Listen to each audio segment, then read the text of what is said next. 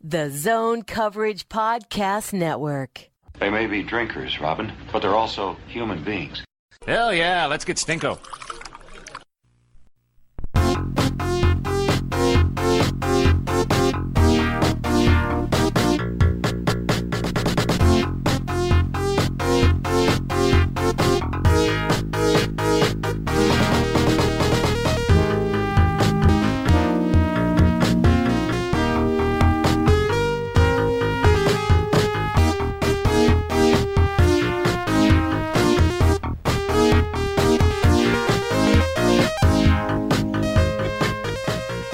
I always fail that. We're off to a good start. Okay, start over. Go ahead. Cumulus Studio in Minneapolis, Minnesota. This is the Giles and the Goalie podcast. A Festivus. Oh my God. Themed Giles and the Goalie podcast. I am your host, just fumbling along through the intro here. I am Giles Farrell. I have Ben Remington. Hello. And the master producer, Tom Schreier. Giles said that with trepidation, didn't he? Yeah. He knows he's unleashed. Yeah. Uncork the beast. I know we're going to be poking some bears in this episode. There are bears to be poked, I'll say that. There are. No shit.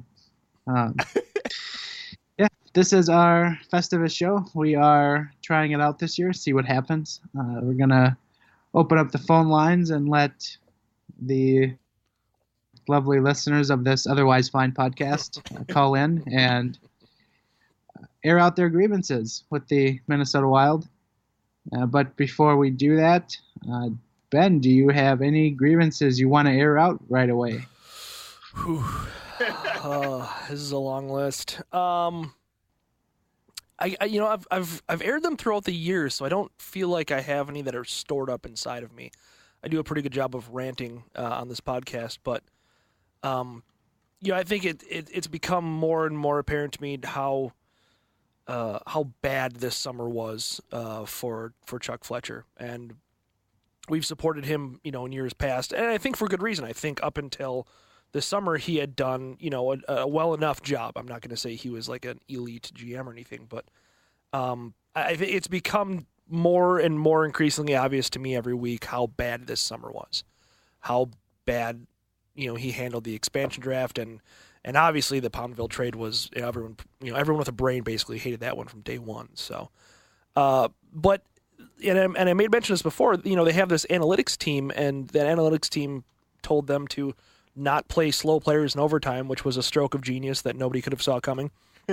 But, the issue that I have is they hired these people. They find people from War on Ice. War on Ice is a fabulous, absolutely incredible website that everybody who writes about hockey, everybody who writes about hockey with a brain, used when it was operating and had to shut down because he hired these people away and the new people that they handed it over to couldn't finance it, basically.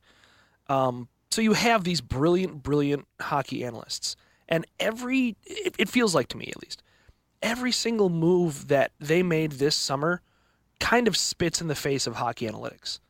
Like, just, the people that they acquired versus the people that they jettisoned, it was all, so basically they kicked out every analytics darling they could possibly find, and they brought in people who were, horrendous analytical players.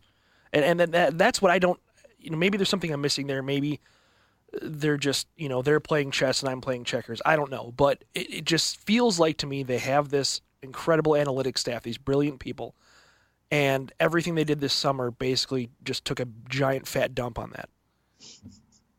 So my question here, I want to pick this apart a little bit because I'm going to build up the Wild before I break them down. Are you okay with that, Giles? Like the Wild team or other parts of the front office? I'm gonna go across after the board. I'm gonna go after everyone. But looking at a few things here, was the Pominville trade a red meat trade? Do you think they just jettisoned him because they knew the fans were upset with him? No, I think it was a salary cap thing. They did end up saving $2 million when it was all said and done. Okay. But that's not enough to justify getting rid of a player who was a Who crucial had a part track of your record depth. of being a good player. You And know, I probably mean- snake bitten and all that. Yeah. Oh yeah, but I mean everything except for goals he was exceptional in. Yeah. And then they replace him with Tyler Ennis. Who like Boudreaux doesn't trust. No, I he mean, even healthy when the depth scratched was- him last week, Yeah, and it's just yeah. like. And he didn't play him when And the then guys were injured. the whole hard on that Chuck Fletcher had for Marcus Foligno, does he make a board shattering hit once in a while? Yeah, sure, great, Yeah. all right, whatever. And they cite when they acquired him, they cited not winning the races when it comes to retrieving dump-ins. Well, I don't really think he's doing a whole lot of that either. So what the hell is he here for? Yeah, I mean, I agree with the trade a lot. I kind of look at what would you have done differently. I mean, I know people don't like Dumba. Dumba's scoring game-winning goals. Well, and he's luckily for you, someone wrote an article about what they would do differently on a website called zonecoverage.com True. earlier this fall. True. Do we want to rehash this a little bit? No, that's fine. Yeah. No. I mean, I don't know. There. I think some of that's hindsight's 2020. Oh, sure. I will say this, and I'm gonna just to be upfront with people. I'm gonna say I think they need to let Fletcher go. We're under the assumption he's under the last year of his contract. There was a Russo report earlier in the year. The way I see it, in some ways, the NHL will hamper every GM, right? Because the cap, it's a bad cap situation. So you should never have to trade Pominville because of the cap. Like, he's a good player that you should be able to retain unless you grossly overpaid him. And I'd argue you really didn't. You actually probably At the time, you didn't grossly overpay him. Yeah, I mean, yeah. he was making more than he was producing last season, sure. Yeah. But at the time that he signed, he was a 30-goal scorer at the time he signed I'm just that saying extension. the cap should be higher. There should be more for wiggle sure. room. Yep. Yeah. Yep. And then I think the problem, generally speaking, in the offseason, looking at it very broadly, is the Wild's only strength was their depth. They don't really have a superstar player. They, Suter's a great defenseman that eats through minutes, but in terms of forwards, you don't have a prime goal scorer. And when I hear people talk about the Wild, Russo says this all the time, and it's certainly when outsiders come in and watch the team, they say, I think any team would have been jealous of the Wild's depth last year, and that's probably why they had over 100 points. Mm-hmm. And what does an expansion do? It saps that, right? Because you end up losing Tuck, you end up losing Halda. And, I don't know. I think it's, in some ways, there were forces beyond Chuck Fletcher's control that, prevented him kind of from doing his job, lack of cap space in an expansion draft. That's fair.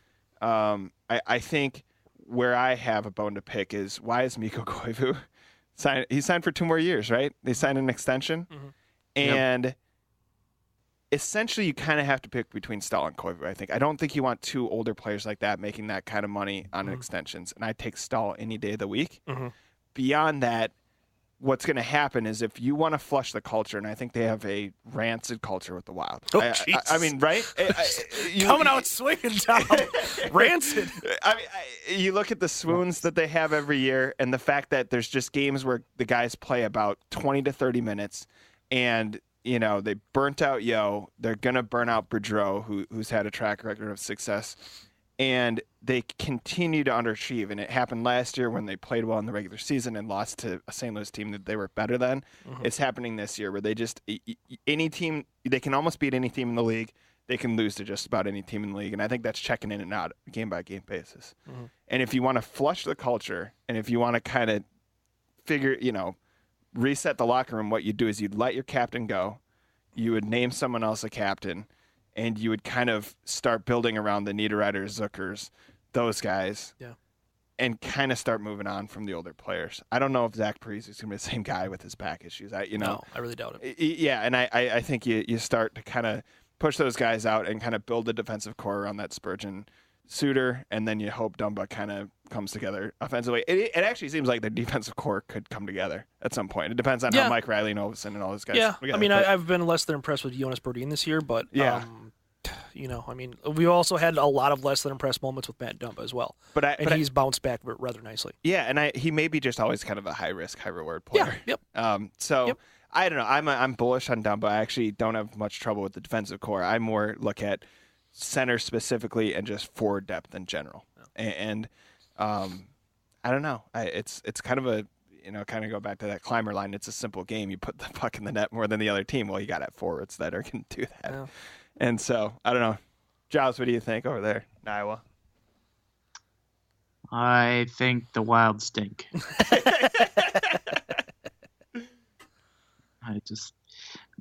I was telling this to my friend last night at the Iowa Wild game, and I'm watching this team. It's like, this is such a refreshing thing to watch.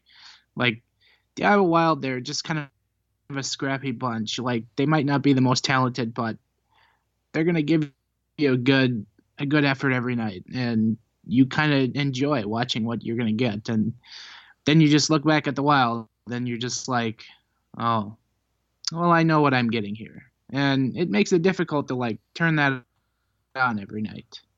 And, yeah.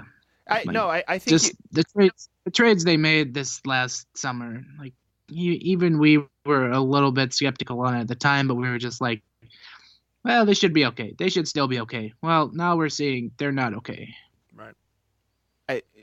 I agree. I do. Going back to the stale product thing, I think that's more than anything. It's not as though they're really bottoming out. And I've argued for a while the best thing maybe to do is bottom out one year, try to get that star player, and put them in an environment where they can succeed. You know, you look at Edmonton year after year, it's just a really bad team that probably is too young, obviously had defensive issues for years. And it's really hard for any young player, no matter how skilled you are, really to become like a star player there. Mm. And I think if the Wild, I think the issue is, they're just kind of stale. They're sitting they're a 9th seed right now. They're a -1 in the goal differential. And if you look in the West, all the teams in the that are in the playoffs right now is a positive. So I don't think they're that far out. But you kind of know what they're going to do. They're going to probably sneak into that 7-8 seed and probably get killed in the first round. Like, they're just not that good in a 4-game or a 7-game series. They'll get exposed.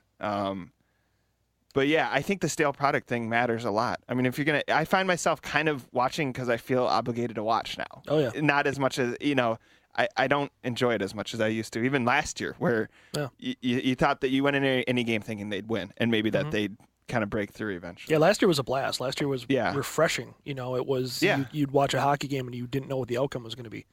And this season, it's just like I would argue you don't know what the outcome is going to be. What you know is that the Wild aren't going to give you, 3 periods of effort, and that they don't have any exciting players. Like, I like their young guys. I would like Niederreiter to take a step up, but you kind of know who Zucker and Coyle. I think they're good NHL players. I don't think they're not all-stars. No one buys a ticket to go watch. They're not all-stars. No. Yeah. Right. And I mean, probably the best storyline this year is Stalock, right? Because he's local and he's kind of.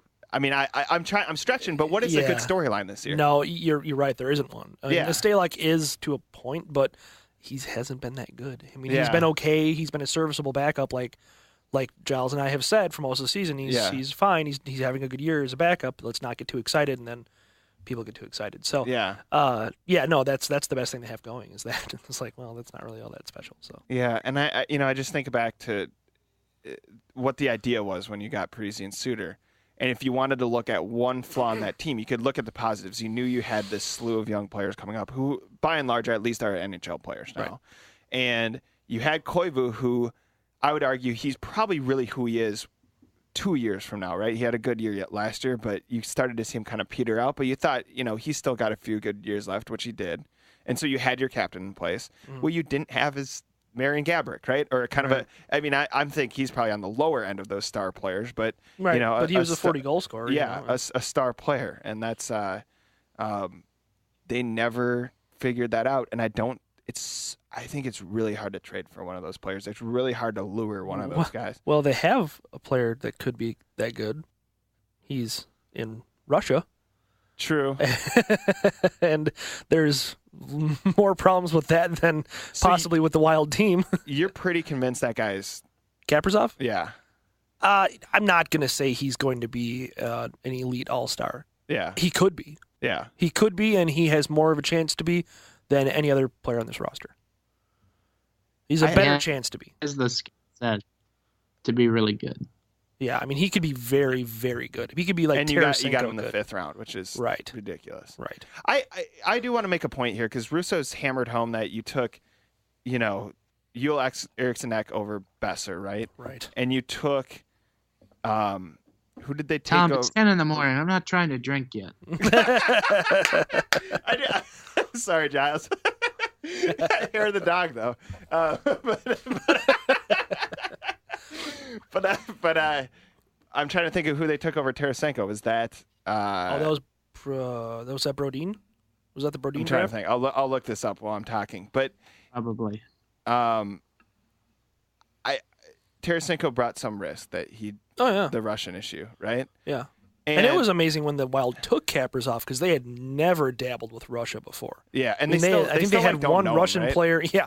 Well, I mean, depends on who you believe on that, but that Russia is rife with fake news. So, no, but they had never drafted Russians really before, and now they got this Sokolov kid. He could be. Yeah, I see him as like a Thomas Vanek type. Where is he a lumbering, defensive liability? Yeah, maybe a little bit, but is he one hell of a talented scorer? Yeah, I think he is. Yeah, those guys tend to, if you get them in their 20s, they're great. Right, and that's where they have Sokolov. He's in the juniors right now, and he's scoring a lot. So that's an interesting one. They've got Kaprizov. They've got I forgot the name of his line mate out there, but another Russian kid who he's probably more of a depth player. But I'm going back to this draft thing. Over Tarasenko is actually Granlund.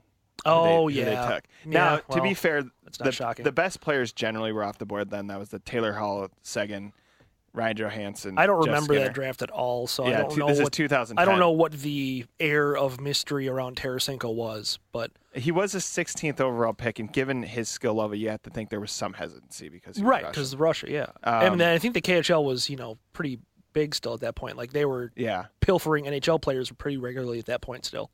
And I guess I will say in defense of that, Eriksson Ek looks like a serviceable NHL player that will kind of fit the mold of the Zucker, Coyle, kind of what they have, right? He looks great. Yeah, he looks like I'd say Cunnin is the same way. Like they're not. I don't think they're superstars, right? They're kind of. I think Cunnin could be a little more dynamic than Eriksson Ek. I think Eriksson Ek is a Koivu, whereas Cunnin is a Granlund. Okay. Where Eriksson Ek is a Koivu, where he's got some offensive skill. He can score a little bit. He's really defensive. I think Cunnin has a little bit more of a playmaking ability to him, like Granlund does, and he's got better size. So. Yeah, and I still hold out hope that Niederreiter's got another gear. It fades by the day, right? Because he's just kind of becoming who he is. He's still not getting minutes either. Like, that's the crazy thing. Because he's playing so bad 13. defensively. Yeah. Well, I don't think he's even bad defensively. He's pretty decent defensively. Yeah. Like, the analytics will tell you that he's one of the best defensive players in the league. I don't know if I buy that necessarily, but he's good enough defensively where it shouldn't limit his minutes. Certainly. Yeah. It I don't really shouldn't understand limit his that one a lot. minutes. Daniel Winnick's getting the same minutes as Nino, and that's Which is dumb. absurd. Yeah. Winnick. But going back to Granlund, I think, and also to use an example here, the guy drafted above Granlund, Burmistrov, I think went back to Russia for a while, right? He was like a Thrashers player for a little bit. I and then, you know what I mean? So there is some risk with the Russian players. That's what I'm making, the point I'm making. But at least with Granlund and Eriksson Ek, you look, Granlund is an NHL player. I think he always will be limited by the head injuries he got early in his career, and that's unfortunate. I don't think that's, you can't do much about that. But, and with Eriksson Ek, you got a serviceable guy. I think you should take Besser, obviously. But, I do think that gets overplayed a little bit. That hindsight is completely 20/20 in an NHL draft. Well, and I liked them taking Cunnin over taking the North Star kid. The hell is his name? I'm blanking. I'm looking it up. Who now? Kiefer Bellows? Yeah, Bellows. Oh, yeah. I liked that pick. Yeah. Where Bellows was more of like a sexy pick, more of a scorer, and they took Cunnin, who is, could be more, I guess. Oh, I think Bellows was one dimensional. Sandpaper to him. What? Yeah, I agree. Sandpaper with Cunnin. Like he's got a little grit to his game. He does. I like his game a lot. Again, there's a lot of players I like on the Wild. I like what Coyle brings. I think I'm going to like what Cunnin brings. I like what Zucker brings in terms of speed. It's a great team it'd be a team that's great if it was built around one really superstar player, and that you could probably say that about a lot of teams in the league. But to be fair, in the Cunnin draft too, the only guys that really have separated themselves are the first guys picked, Line and Matthews. So, it's early on, it's 2016 and all that, but, it's not as though they whiffed on some guy that came right after him. So, I don't know. I mean, I think the common theme to me is that there's a culture issue that I think needs to be flushed. And I would like to see Boudreau coach a team. And I realize, so he's in the second year of a 4-year deal, right?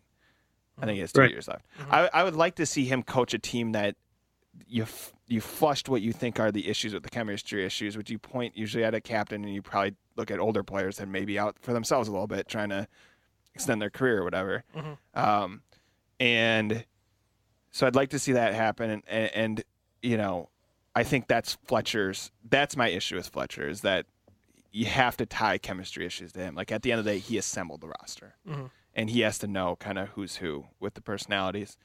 And I think in terms of the depth, I mean, that just happens when the league expands. And I think the NHL is better as a 32-team league. I think there's probably 32 markets that can support it. Arguably, you guys debated whether it's Seattle or Houston. I think they both can. Yeah. Houston's a weird one where, I mean, the Rockets are one of the best teams in the NBA. You can tell if you watch their games, people are kind of late to come, early to go. Yeah. It's a little odd because I think it's a lot of transplants, but it is a huge city. I believe it is like the 4th largest media market. I think Seattle really would support it. I think it's kind of a similar city to, you know, in that Minneapolis-Denver kind of category in terms of size. But I know just diehard sports fans, you're close to Vancouver. But you can look at other markets. Kansas City would be interesting if you wanted to put one more centrally located, and you know you have a arena there. Quebec City's another one. And the NHL probably wants a few sitting around that deserve a team but aren't going to get it, so that you can pressure Calgary, for example, into building a new stadium, right? Or Ottawa. Right. Yeah. So, I don't know. I mean, in some ways, there's forces beyond Fletcher's nature that are hampering him, but this team should not be that. But every other GM's working with those issues too. Yeah, and this team just should not be that bad. I mean, I kind of look at the other teams that are in there. The Nashville, Winnipeg, St. Louis are the ones, you know, in this division. Los Angeles, Vegas, San Jose, and then Dallas, Chicago as the wild cards. You think the Wild should be able to be that good, you know? Well, like they were last season. Yeah. They were 106 points. I mean, and that was with a horrific March. Right. I mean, a March where Devin Dubnyk was horrible. And I do worry that he's, you know, if he takes a step back, the Wild are just screwed. Like, I know Stalex held his own, but I don't think we've also seen the best out of Devin Dubnyk this year. Yeah. And I think he's very streaky in that we still will see a month out of him where he is. Sure, I agree. Yeah. You know, on fire for a month, because he does that all the time. Yeah. Yeah. I don't know. Well, they're already screwed. This is Grinch peril. But it's hard not to be negative about him. And I think the worst thing you can be in pro sports is uninteresting. Yeah. You know, if you're exactly what they are. Yeah. Uninteresting. Stale. Yeah. And that's especially what now? I'm really salty. Let me get some coffee here. Is that your grievance, Giles? Do you have a grievance beyond the diatribe that me and Tom laid out there so far? Well, my grievances on this podcast are well noted, and I have many. Right. And I think the long list of things that I do not like, well, if I narrow it down to Minnesota Wild, there's still a lot of things I don't like. But it's just, I think that's the biggest one for me that I just hit on, is they've become stale, they've become uninteresting. Like, it's difficult, even for me, who tries to objectively write and podcast about this team, to turn on the TV every night and watch this team. Like, it's so, I find it so much more compelling to turn on something else or a different hockey game than the Wild right now. Like, the Wild, I know exactly what I'm going to get. And sometimes I don't want that. Like last night, I was much more content watching the Wild. Well, thank God you don't have to watch the Wild live from the press box, right, Giles? Yeah, that'd be a bummer. Hey, if they ever have an empty chair for me, I'll graciously accept. Hey, this is Nate Wells. And this is Drew Cove. Check out our podcast, that Go for Hockey podcast, for the latest news and updates on University of Minnesota hockey. You can find us on iTunes, and we're also on the Zone Coverage Podcast Network. That's elite. All right, so we did open up our emails and Twitter to grievances for those who are unable to call into this otherwise fine podcast. And we did get an email, the first of which came from Erin Kelly. And her grievance with the Minnesota Wild is Zach Parise. And she says, as someone who had back surgery myself this spring, I can't believe he's going to be effective on the ice. Why did he get not put on LTIR? He's been out over a third of the season, since I doubt they're going to make much of a playoff run, and he'll be back, in quotes, soon. But I question how long he'll play and how close to the action in the fray he'll get. I mean, Zach Parise is a definite concern, and as I have noted many times on this podcast this year, we can only cross our fingers in the hopes of an amnesty buyout after the next lockout. Pretty much. I like the grievance she has, because I don't think this is Zach Parise not wanting to come on the ice, or No. that, I think it's Not a at all. serious issue. And I thought she brought up a good point that she's had back surgery before.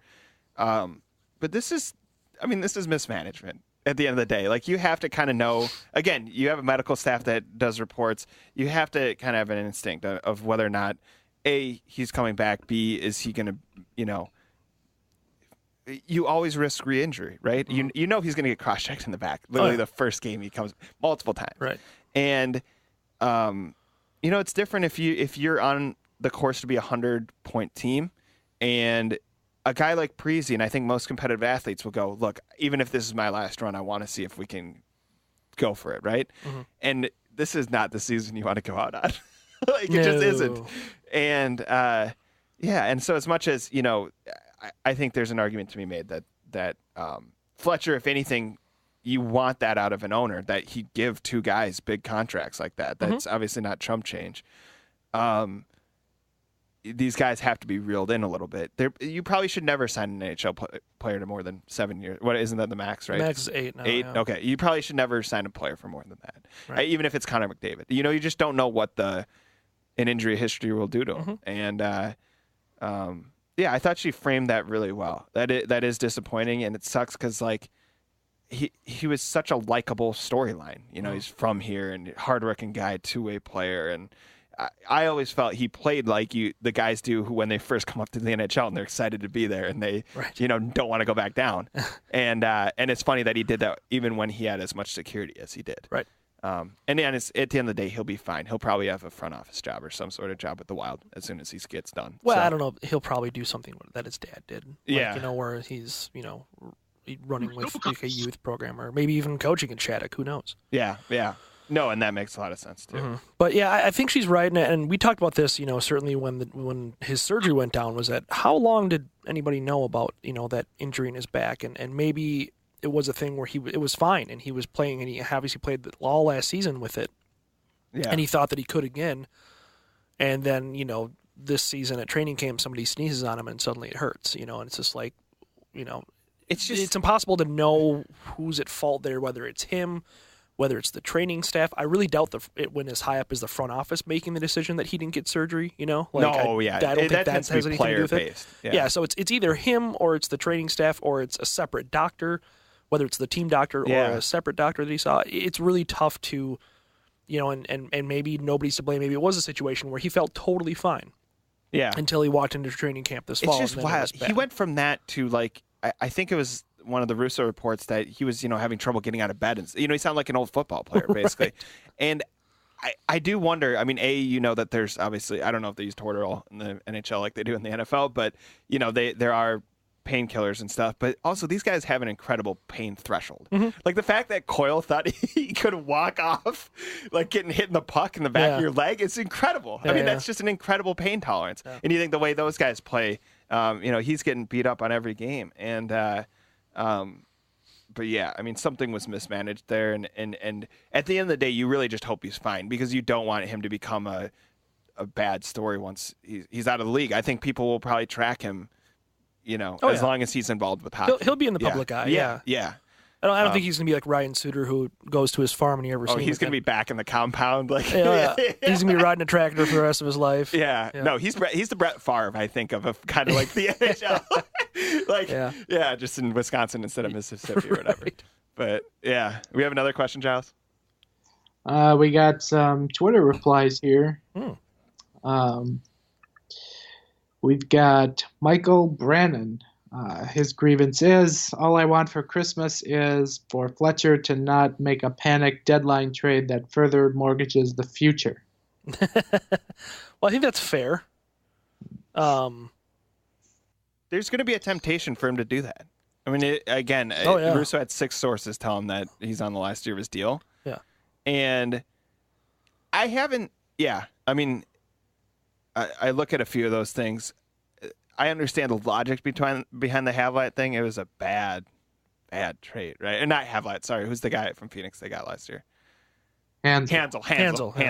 Yeah, I understood the Havlat for Heatley was a great trade. Yeah, sorry. Yes, that is a phenomenal trade. I meant Hansel. I'm getting my H's mixed up. But I understood the logic, but that is something that I'm sure, we don't want to see again this year. Well, I think that's what that trade was that he saw the team was good and he was like, oh crap, I need to push. I was at the Chicago game before that trade, and literally I remember Taves putting Dumba on his back. Like Dumba looked like a little kid, like his backpack, and he went and just jammed the goal in. It was literally that game was even until Taves did that, and then the Wild kind of just came unspooled. And so I understood you go get, this guy who's supposed to lock down Taves in the playoffs, and ironically, Nashville beats Chicago. Right. The Wild can't score on the Blues, so that's hockey for you. But I agree, and I don't think he'd do it out of malice or anything. But at the end of the day, you're watching your own butt. I'm kind of curious how the league views Fletcher, and if he'd get a job pretty close to whenever the Wild would leave him, or let him go. I mean, I don't think he'd get a GM job. Like, how far out is he from another GM job if the Wild let him go next year, or for the next season? I think he's probably an assistant GM somewhere, and if that team is successful, he takes over. Because it's kind of weird and stupid how that whole GM hiring thing works. Like, yeah, you have to be an assistant GM, or like he was with the Penguins. Yeah, you have to be a GM on a team that's good. Well, it's like, ultimately, how much did you have to do with that? Yeah, like how much? What's his second Flair? What's the Brent Flair?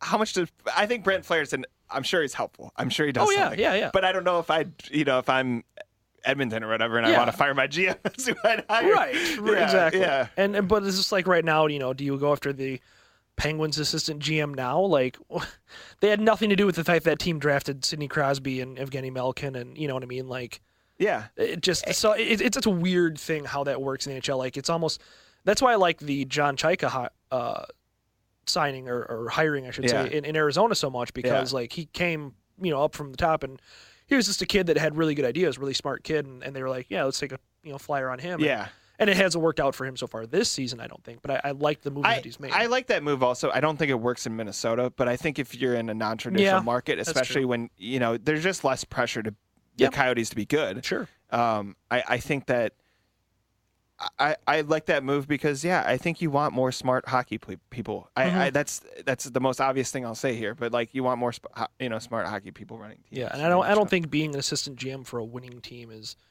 like the be-all, end-all that makes you a good GM, and that's what we saw out of Fletcher. And then there's so many GM hirings that are just that. I will say this: Fletcher made some brilliant moves, but for every trade, like I'm trying to think. There's a Cam Barker trade, and there's a trade for Dubnyk, right? Right. And there's the Niederreiter trade, and there for every good trade, there's a bad trade that's pretty similar. Sure. Yeah.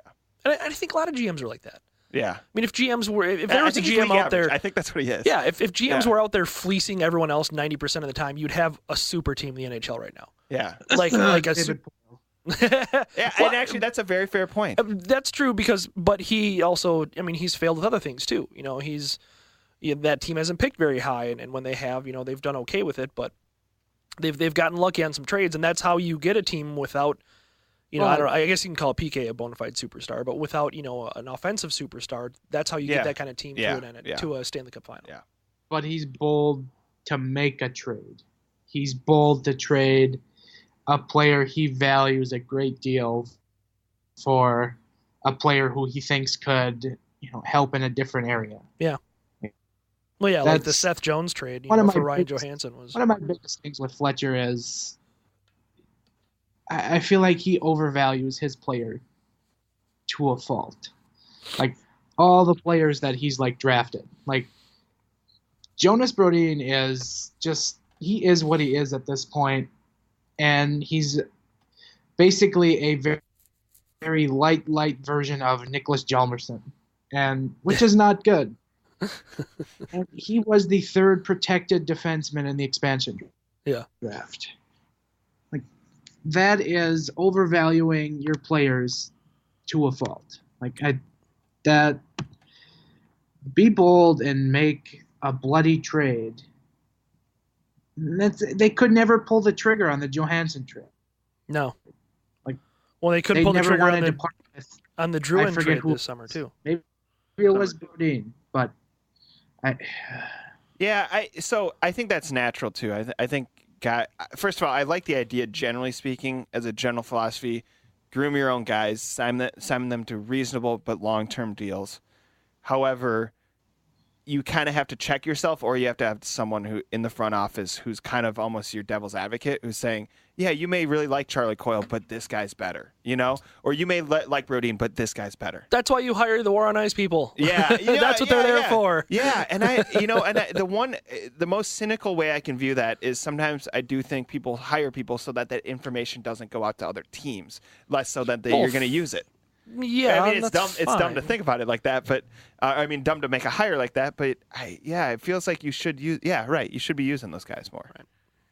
And so I don't know. We got another question, Giles? Yes, we've got some more Twitter replies. I don't know why people are so frightened by hitting the phone line, but our old pal, Serious Mashup, has dialed in here.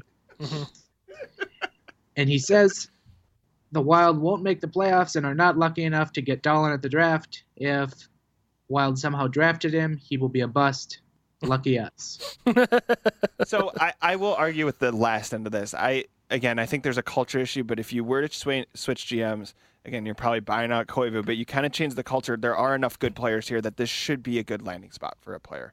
Like, you would think Cunnin and Eriksson Ek will hit their ceiling because they're not forced to right away.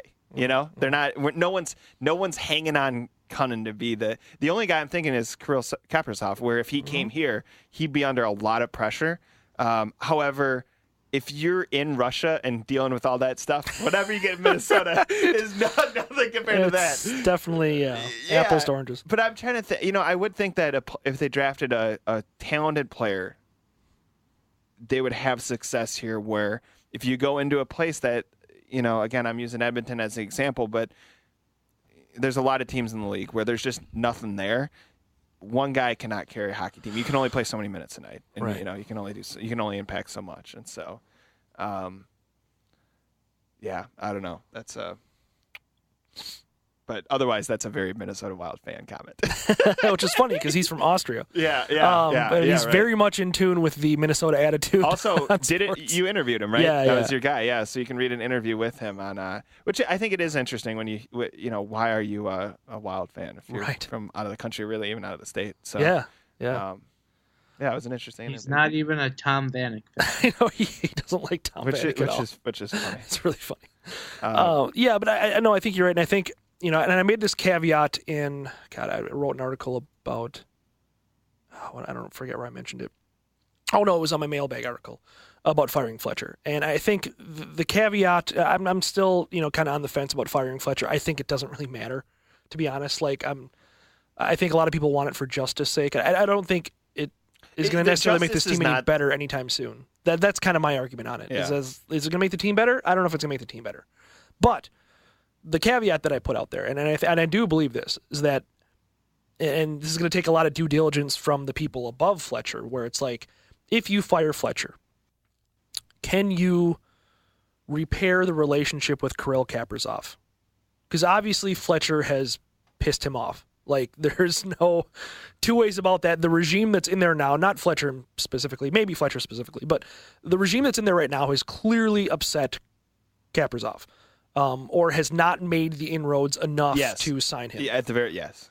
And so that's like, I think he's that important of a player where that's a reason to get rid of Fletcher. I mean, it's if you think that that's the case, which, like we said, it's Russia. Who knows what this kid is being told? The fact that the news didn't come from his agent or from him that he was staying, it was like some sketchy league person. Well, it was him. Yeah. First, the extension was like a 2-week thing. Like, first it was reported by some jack off that talks to people in Russia from Right.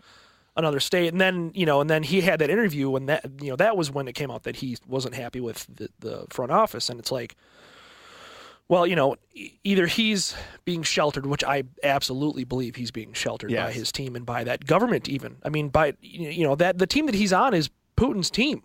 It's run by Putin's buddies. Like that's, this is Russian corruption at its finest. Oh, yeah. It's run by Trump.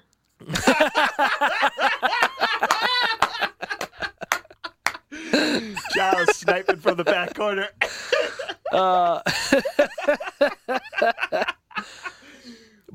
But seriously, like, so I absolutely think he's being sheltered, but obviously there aren't enough efforts being made.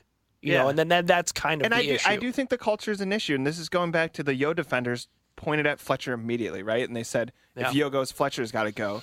And I think Leopold really is loyal to him and probably likes him on a personal basis. Yeah. And I'm sure. I think if you're the owner of the team, this is one of weird situations where I really don't have much issue with the ownership. Like, he spends money and he seems patient and he doesn't seem meddling. I mean, I don't know. Right. You don't know, but but if you're Leopold, you can go, look, I was as honest with you as I could be. I gave you a lot of time. I saw your mistakes and I saw your positives. Yep. But I also gave you a couple years with a really good coach. Yeah. And I mean, like I said, I'm very much in the camp, and I've been patient Tom before, Chuck Fletcher backing Tom before. Yes. And it's time for him to go. I really think it is. I think Kaprizov, that's a culture thing, though, I would argue. But I think the two are kind of the same. Well, your culture thing was jettisoning Mikko Koivu. Does that entice Kaprizov to come over here? I don't know that it does.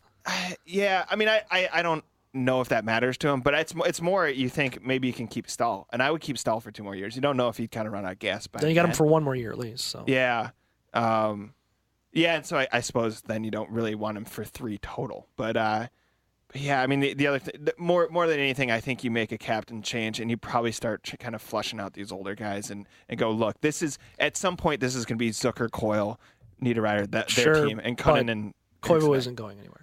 Yeah. He's signed for 2 more years. He's got a no trade clause.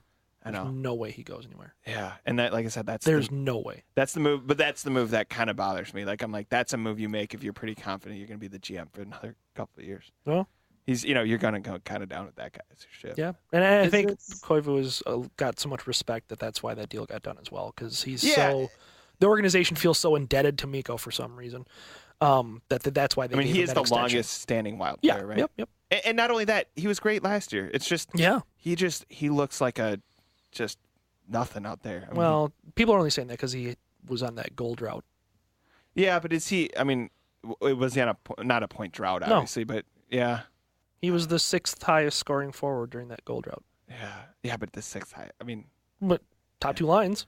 Yeah. I mean, fair enough. It was good. No, there's an argument, and that reflects poorly on the Wild. Yeah. Don't get me wrong. Yeah. But at the same time, there was my point with that was there was bigger fish to fry than crucifying Mikko Koivu. There's way bigger issues with this team. Everything you said before. Way bigger issues with this team than him. Yeah. Got another one, Giles? So this is I got 2 thoughts here. First of which on Koivu is, I've said this before, and I always wonder it. When Chuck Fletcher took over, what was his actual plan? Or, like, did he actually want to just be a middle of the pack, like, never actually, like, bottom fall out team? Or did he actually want to have the bottom fall out, trade the players that had value, like Koivu and Backstrom at that time, and just do a total rebuild? But Leopold didn't like that because that ultimately hurts the bottom line. Owners typically don't like it when you have a couple of really bad seasons in which, you're not selling out, you're not selling, merchandise, concessions, all that junk. When it hurts your bottom line, that sucks. You can't be, not every team is the Edmonton Oilers and the Toronto Maple Leafs. Even when they are the worst team in hockey, they don't, continuously crap money. And that's what I've always wondered is, did Chuck Fletcher really want to keep Mikko Koivu when he took over, or did he want to try and move him? Because centers like that at that time, they're not easy to find. So Still not easy to find. I have no doubt he would have gotten a good haul for him. And that was something that Ben and I kind of wrote about over the summer on Yahoo when we looked at a crystal ball and saw Pierre McGuire, wild GM. Yeah. But it's hard to not fault Koivu because he probably should have been moved at that time, but Chuck Fletcher wanted to have a face of the franchise, and he stuck with Koivu, and I don't know, it had middling results. And like I said, I always see both sides of the argument. I understand the value or kind of the risk you would take with a center because, as has been pointed out multiple times, he does possess a unique skill set. My issue is more I see cultural issues when you have swoons and there's something rancid in there, and I Swamptown? What now? I said, are you Clarence Swamptown? I think he is. He's I heard he has good producing skills. We swapped him out mid podcast.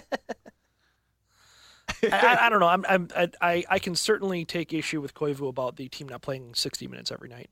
Yeah. I don't know that and I wrote this in the last mailbag too because Clarence Swamptown gave me a question about veteran leadership. Yeah. I'm not as big on that. I don't know that player leadership should be held responsible for those kind of things because that's the coach's job to me. I played on how many youth teams where did we have leadership, quote unquote, on our team? Well, sure we did. But at the end of the day, we had coaches. Yeah. The question I have is, at least in the Yo era, there was this huge split between the young guys and the old guys, right? And part of that is actually Fletcher, where he really did have just kind of guys in their early 20s and guys in their late 20s. Yeah. But you would think the captain is the one who bridges the gap, or at least kind of makes inroads doing that. Well, right? Yeah.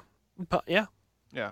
So, I don't know. But I think the coach is an issue there, too. Yeah. I think that was a criticism of Yo, is that he allowed it to be very galvanized. Completely. Right. He deferred to the veterans and they were out there on power play. Well, then that's mission, just it, too. He let the veterans run the damn team for his whole tenure here. And listen, it's usually a system error, kind of to borrow from the Twins, a total system failure when things go wrong. And this is kind of a power outage, right? Yeah. They just kind of occasionally have a period where the fans showed up, but the But the guys swoons, I don't, and it's easy to blame them on Mike Yo, but I don't even know that I do that. But every swoon that they've had, it's been terrible goaltending during that swoon. Yeah. I mean, and I pointed that out in this article. The last 3 swoons they've had, their primary starting goalie has had a save percentage under 900. And when you look at it, because you guys watch the film, are you looking at shots from similar areas, or are you seeing defensive breakdowns that are leaving the goalie out? I mean, it's a little bit of both, but it's also, like last March, for instance, Dubnyk was awful. And were there defensive breakdowns?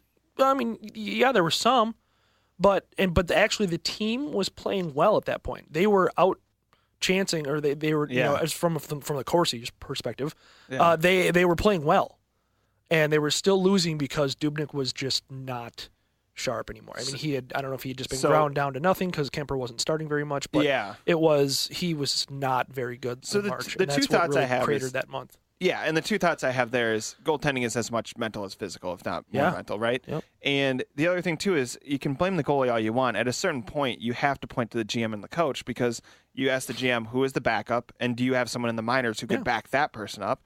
Kind of hedging your bets a lot. Kemper had been reliable up until that point. I agree, although you would hope that the AHL guy could in a pinch. And now Kemper is good again. Right. So he was bad for literally like half a season, and that was enough of course. But I mean, the other thing, too, is you look at the coach and he said, even when your goalie's going well, did you get your backup in enough kind of so they're sharp in case the starter is injured or it's just bad? Mm-hmm. So, or again, or you could look at the goalie coach. I don't know. And remember, too much a job. About to say, do you have any thoughts on the goalie coach?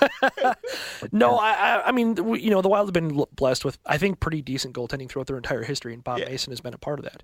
And Backstrom was nothing before he was there. And I was never really big on Backstrom, but I don't know. It seems like I don't know. I feel like they could if there's a spot to improve upon, maybe that's it, because it seems like their goaltending has, while it's been good, has also been kind of inconsistent a little bit historically. So I don't know. I don't know how much Bob Mason has to do with that, but I mean, Dubnyk at least has been very inconsistent historically with the Wild. So I don't know. Yeah, it's We've got another Twitter reply from Corey, and he says, "I'm just happy Eugene Melnyk doesn't own the Wild. Happy Festivus." Yeah, and that goes back to what you said about Leopold not meddling. I mean, look at Eugene Melnyk, and basically Kyle Turris was traded because he didn't want to re-sign him. Just ask Kyle Turris' wife about Eugene Melnyk. Apparently.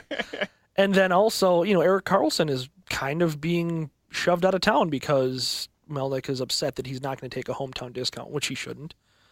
And then look at Florida. I mean, I know it's easy to, not easy to make fun of them for they beat the Wild last night, but that ownership, good God. I mean, they fired Gerard Gallant last year because of analytical reasons, because they were balls deep in analytics. Yeah. They were the computer boys in Florida. Yeah. And then this summer, he just about faces, like just complete 180s on the team, fires the analytical types, puts in, a GM that's very old school. And I mean, that's like how that ownership is that's what you don't want in sports that's ownership. how you create a Cleveland Browns situation. Exactly. You just say, you're firing the head coach. Yeah. So a couple thoughts there. First of all, is the NHL better off with a team in Ottawa or a team in Quebec City, if you had to choose? Ottawa. Yeah, I think Because Ottawa it's the capital, and is it bigger? Yeah. And it's a bigger city. I think it's bigger. I don't know. It seems like they've been There's stable. a good market there in Ottawa for hockey. It really doesn't help that the arena is in the middle of nowhere, a half hour away from everything. And I looked that up. Yeah, it was interesting to see that. Yeah.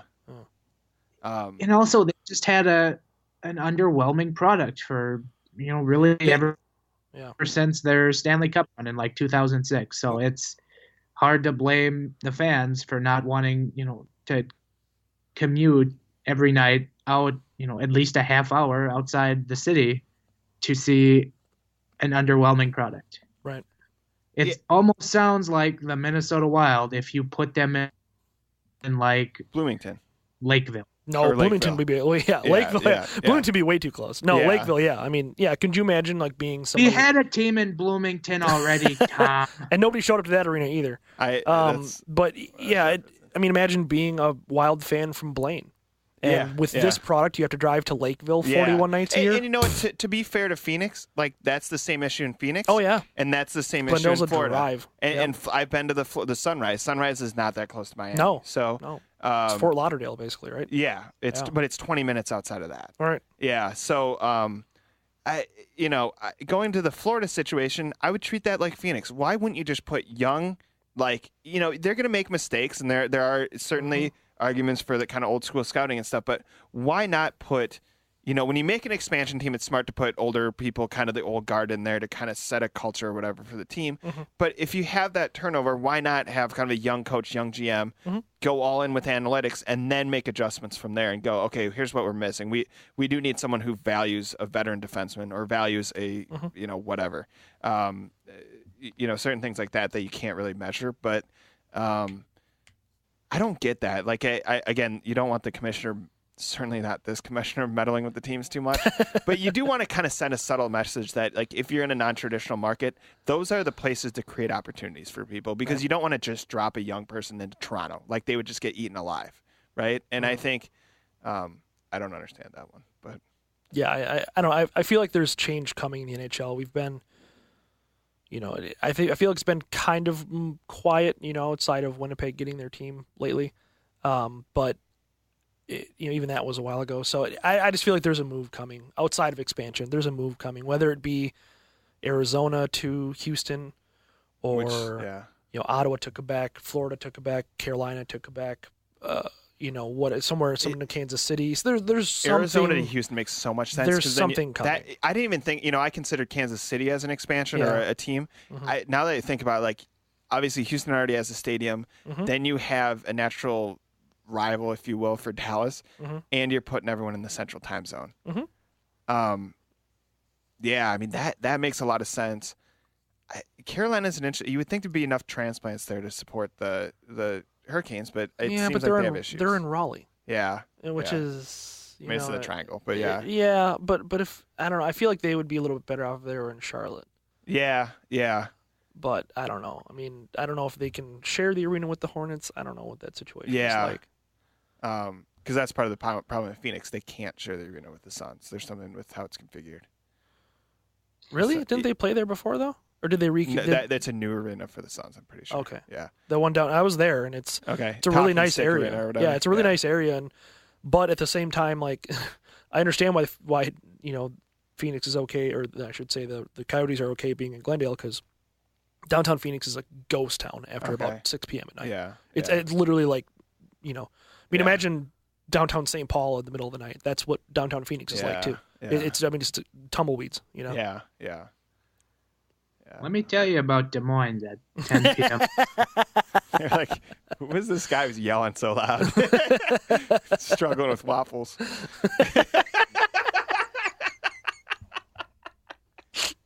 We all have our difficulties in life. Yeah, it's a struggle. Do we have any other questions? I think that's all the grievances I have here, or at least that have been sent to us. I mean, we kind of covered all the bases in terms of issues with the team. I mean, we did. My other scathing grievance is really this year I have been displeased with how Luke Cunnin and Joel Eriksson Ek have been used. Obviously, Luke Cunnin right now is an IO, which is fine. He's kind of working it out there. But Joel Eriksson Ek has been put on a line just about all year with boat anchors. And the other night in Ottawa, he stepped up and carried that line, and he did really well. And we got a glimpse of what we can see Joel Eriksson Ek do if you actually give him a chance and put him on a decent line. And he has not been given, really decent line mates all year. I would like to see him get that chance. I don't think that'll happen, but give your young players a chance. And, this goes back to, a few years. And we talked about, kind of the culture in the Wild locker room. And this has seemingly been a big part of it. And the Chuck Fletcher is not giving kids a decent chance. They have to, work for a few years just to get that chance. And that when you're a team like this and you're just kind of fumbling, just try something, anything. Give your young players the minutes, and as we're seeing with Eric Halla, they might be able to do something good if you give them a chance. Yeah, I agree, and that should be the mentality going forward. In the end, I think the promise with the Wild is more in their youth than anything else, which is a familiar narrative here in Minnesota. Ben's on the phone. He's taking a personal call during. No, we have a special guest to. I love it. To fulfill a weekly wager. Ooh. Yes. So. Calling in? Yes. I highly anticipate this call. Yeah. So, Giles, I hope you have questions ready. Uh-oh. You don't have to. And Tom is here, too, so that helps. Yeah. True. She should be calling any second. So awesome. I love it. Hey. How are you?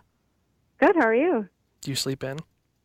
No, I've been very busy. I've reorganized the closet. I got some new hangers off Amazon that I'm using, and it makes you have more closet space. Cool. More jersey yeah, space. So I've been productive. I ate some cereal, watched some cops. The usual morning. Did you while making that cereal? I don't know who should be more nervous for this, me and my responses or Ben and my responses. You can't scare me. All right. We have a caller, and it is a weekly wager, I don't know, resolution-themed caller. Sure. Yes. Good morning, boys. Morning. How's it going? Ben is really excited about this caller. I set my alarm for this call this morning.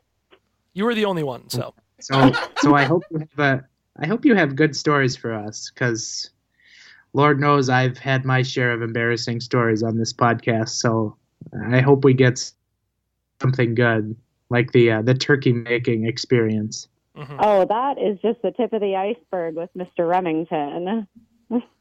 Okay.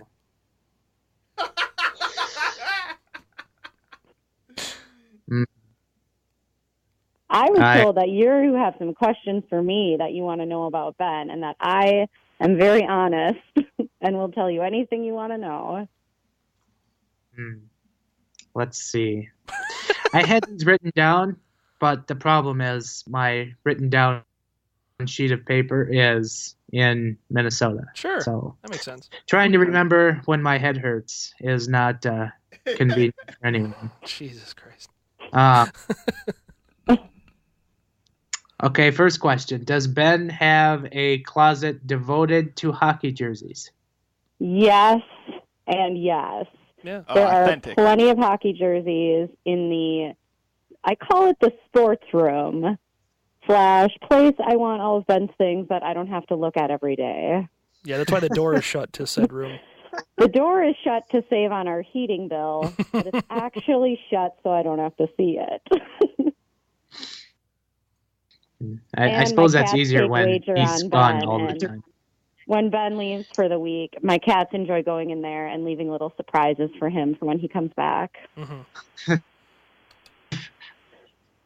Huh. Sounds like the Minnesota Wild, too. They just leave him little surprises that he doesn't like when he comes back. No kidding. Yeah.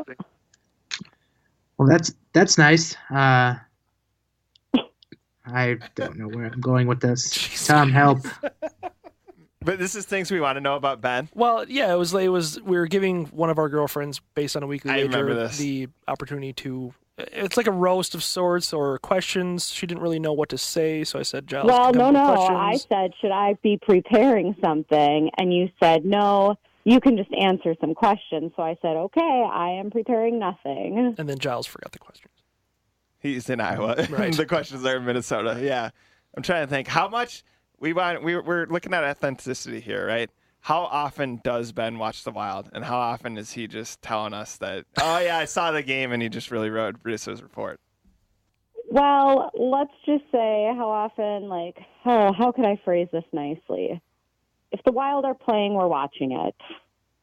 Plans don't necessarily get canceled, but last night when he was like, hey, I'm just going to quickly turn on the end of the game. In my head, I'm like, oh, there must be 2 minutes left. Oh, no, there was a full period left.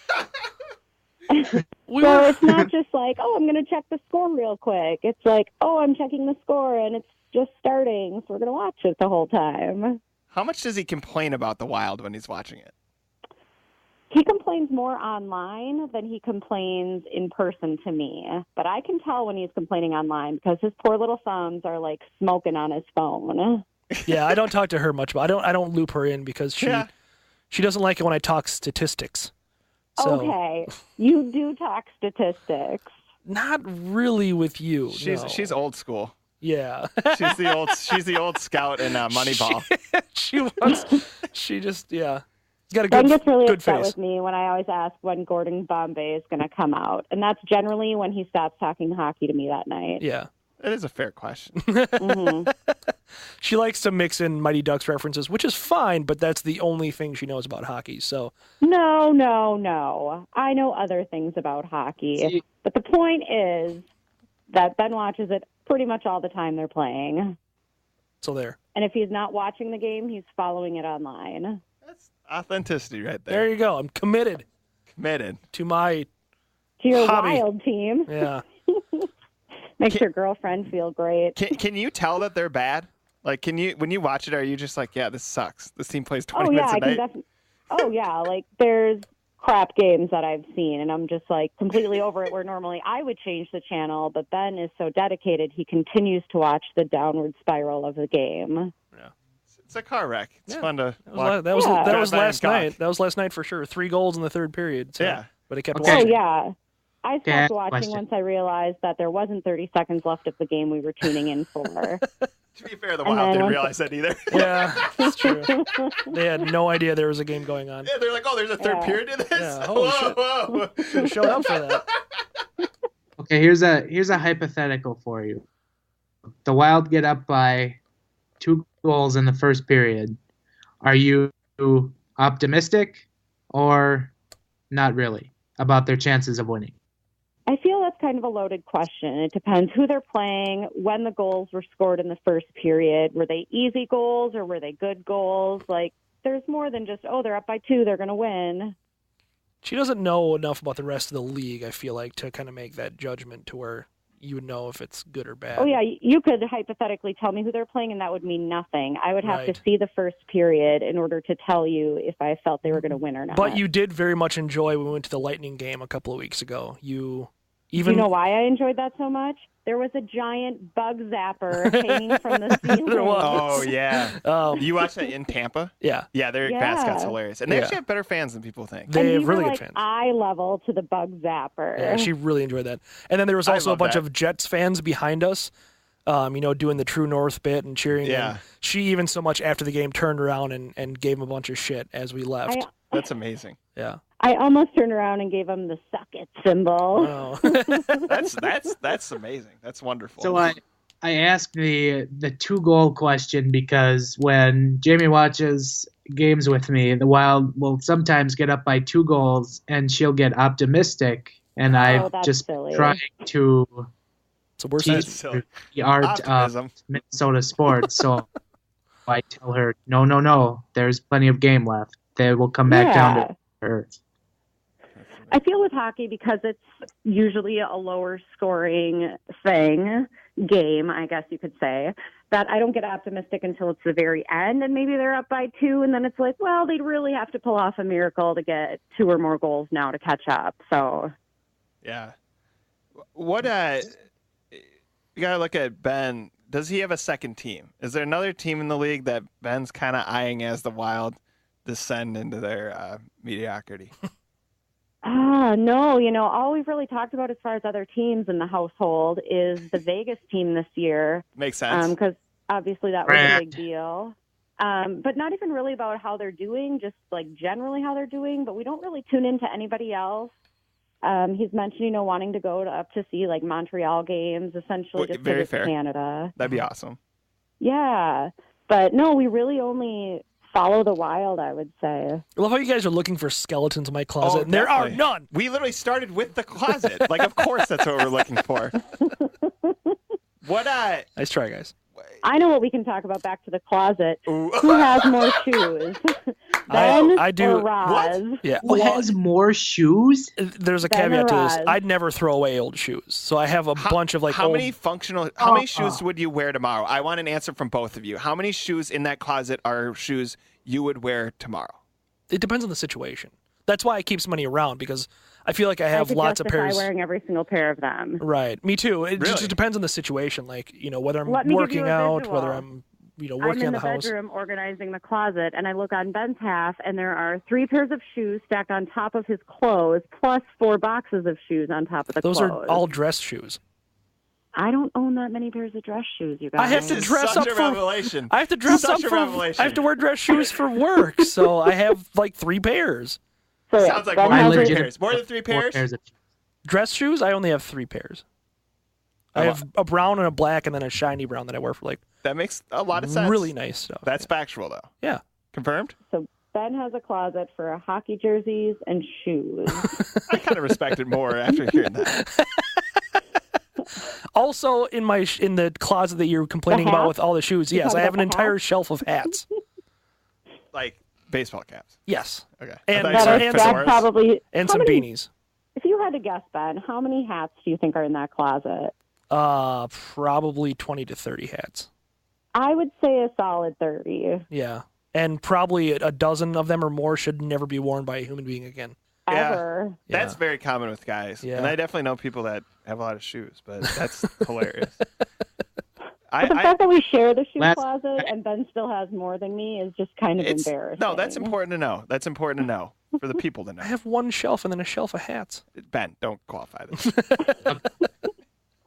It's really not that bad. So since this is our Festivus show, do you have any grievances with Ben that you need to air out? You've mentioned the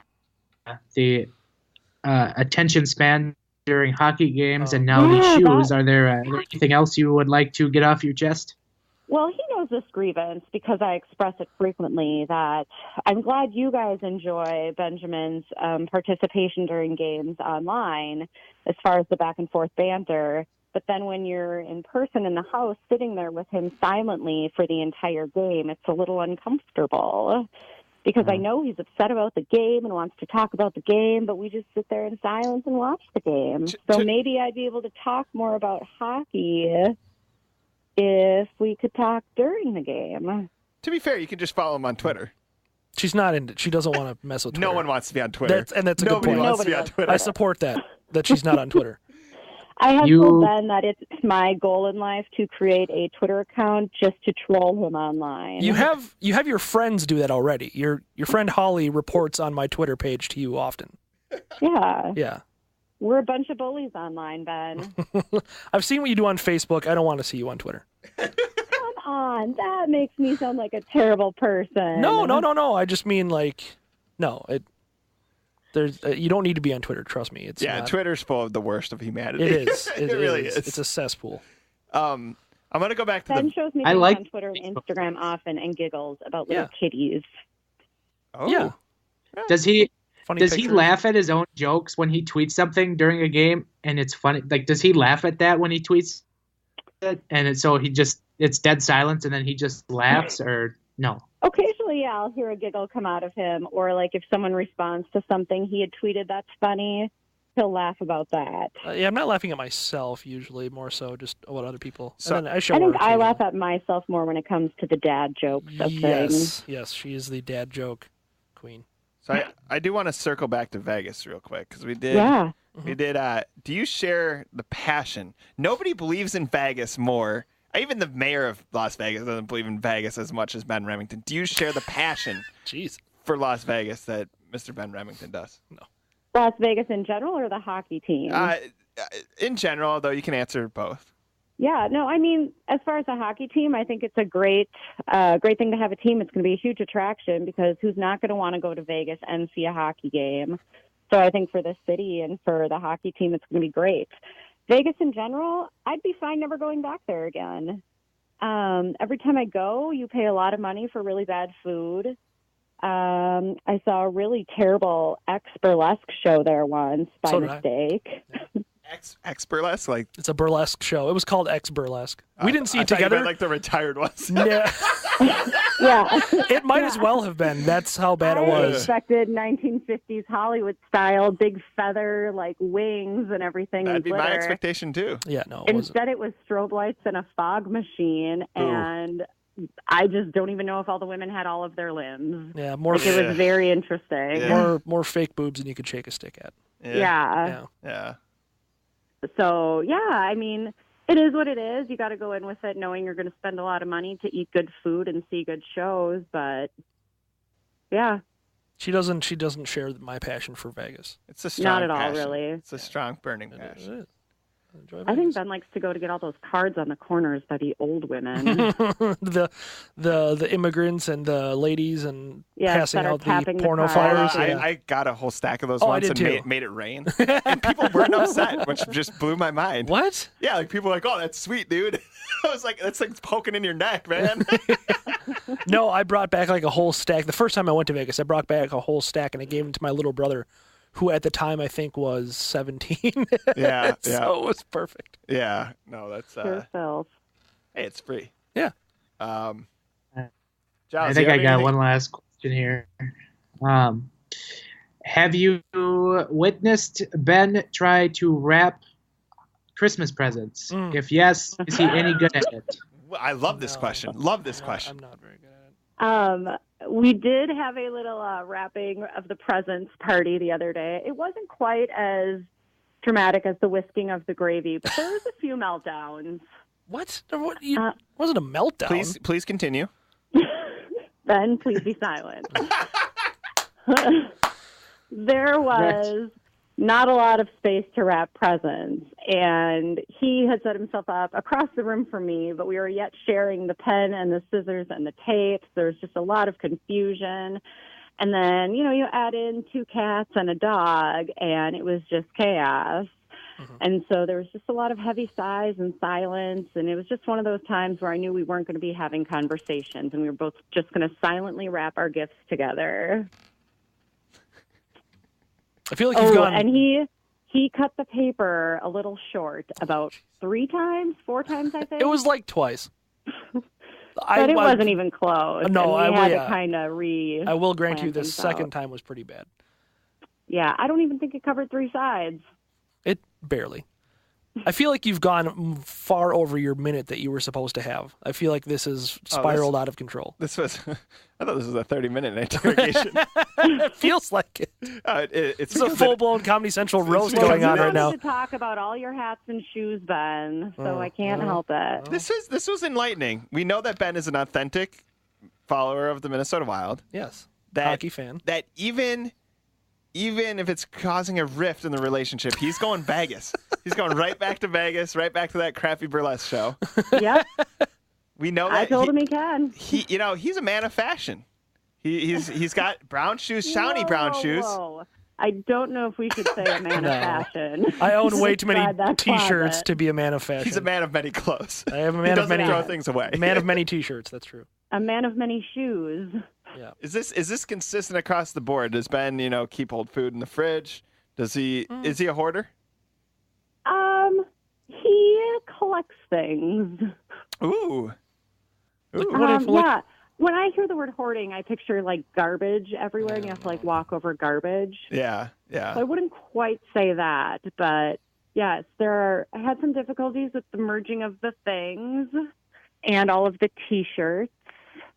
That I would say he's a hoarder of T-shirts, if anything. That's fair. T-shirts, jerseys, shoes, and but hats, it's not like guess. plates and cats and dolls. No, it's not. Yeah. No, it's not stupid stuff. Usually, it's like sports collectibles and apparel. It's reasonable. I come away, Giles. You let me know. I come away thinking higher of Ben Remington after this. I come away thinking higher of Ben Remington. What do you think, Giles?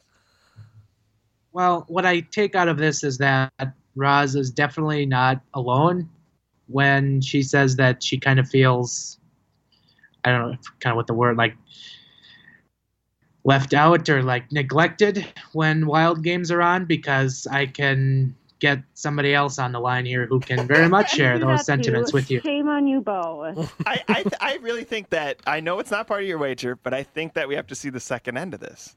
Party number 2. Giles. I think this has to happen here. I'm going to hold this to a vote. Giles, your vote doesn't count. Jamie was going I'm a yes. a fine show today. Mm-hmm. Jamie's since coming she had to work last night, she is sleeping, and I know she had a very all Korea-themed grievance to air out with me. Ooh. So we actually might try to get that on the show. I think it does. Yeah, let's be honest. The waffle. This was amazing. I think Jamie has to come on. Yeah. I think we got to do another interrogation. Yeah. I'll come up with Even more. before I called, I was going to randomly call and air my grievance about the silent treatment I get during Wild games. To be fair, this is an authentic man. This is he's like a monk. You have to treat him like a monk. You have to treat him like a monk, okay? Just a simple with man. Silence. Just treat him with silence. He's seeking understanding. Yes. Of why the Wild constructed their team this way. It's true. It's true. Yeah, he's you got to treat him with the utmost reverence when the game's on. Wowzer. I feel while you guys have more respect for Ben during this, I have less respect for Ben's friends. That's fair. That's very fair. I would agree, yeah. We've all learned something today. That's good. I mean, I'm just floored that you had respect for me already, period. Or I'm surprised. I'm surprised it took it this long to make it go away. Well, I think honestly for you, Giles, you like leveled out because the waffle makes me have some more respect for you. Oh God. And so, it's just, there's not much wiggle room for you. Like, you're pretty far down there, so you can't really be all the way down. Jeez. That's harsh. It's all uphill from here. All right. All Well, right, I think that concludes Alright. it. That's Probably- a full interrogation. yeah, that was. I feel well I roasted. at this also point. made a promise to Ben that I would not say anything too harsh Yeah. or mean. Oh, you may be back on for the when we go a step. She's just not going to stop until I cry. That's basically what the goal is. It is. And I didn't want to start out harsh because then I'd never get invited back. That's true. That's very true. Oh, yeah, the more you reveal, the more you come on this show.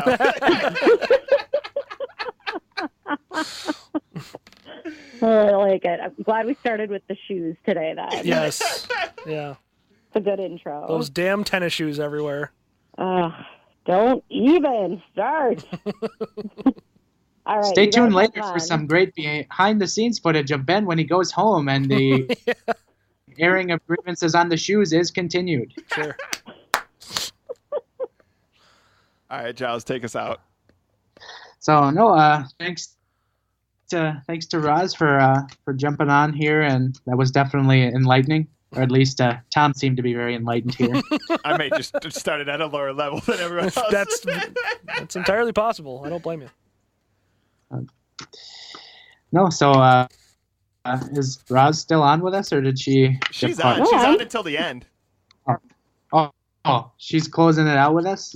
No. I don't. Wow, that was a hard, quick no.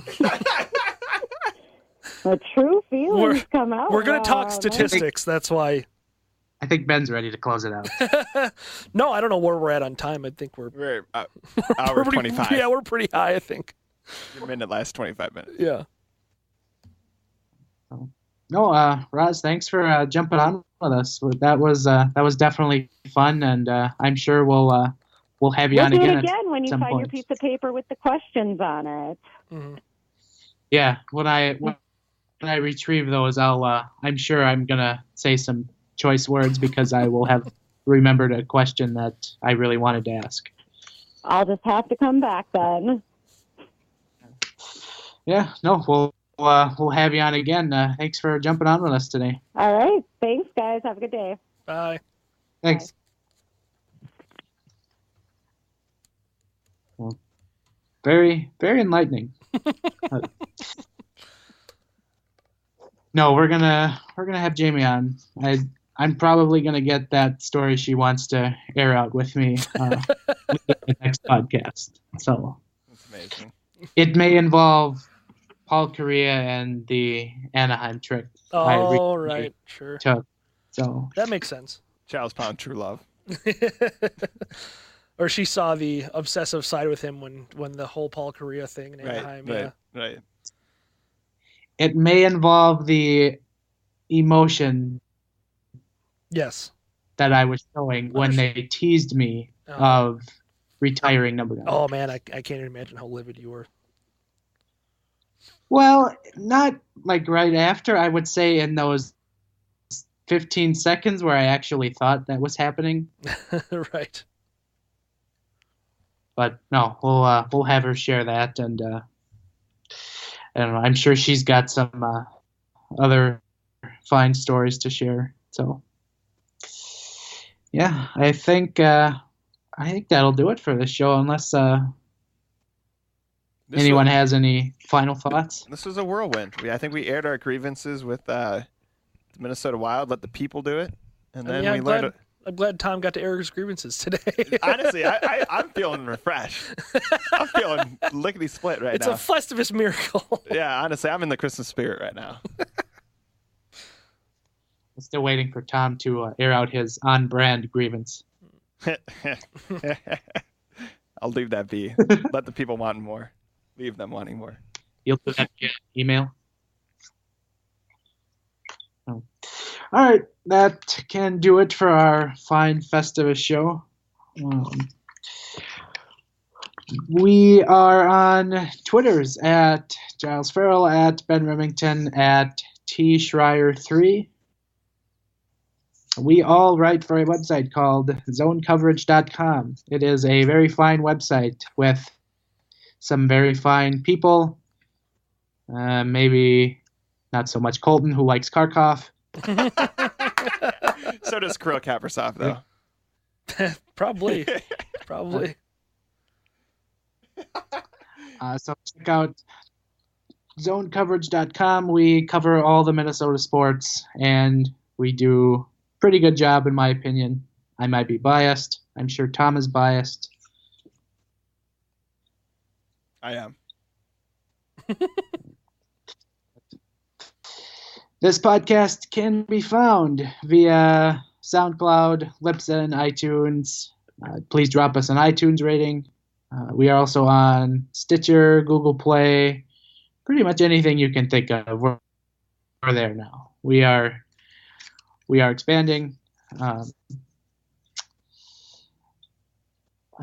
think that's it. Did I miss anything? No, this is, like I said, I'm feeling Festivus right now. All right, I'm ready to paint the town red again. So that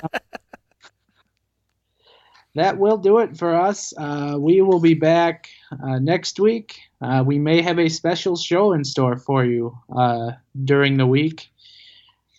So for Tom Schreier, for Ben Remington, I am Giles Farrell, wishing you a very happy Festivus, a Merry Christmas, Happy Hanukkah, all that fun stuff, and we will catch you again next week. Later.